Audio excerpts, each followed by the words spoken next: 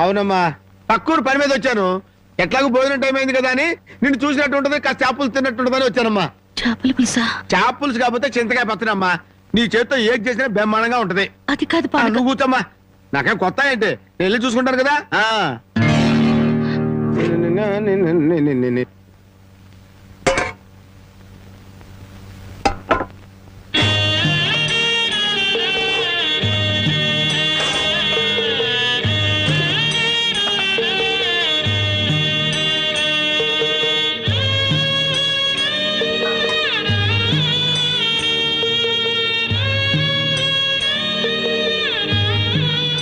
ఏమ్మా, అన్నం వండలేదా?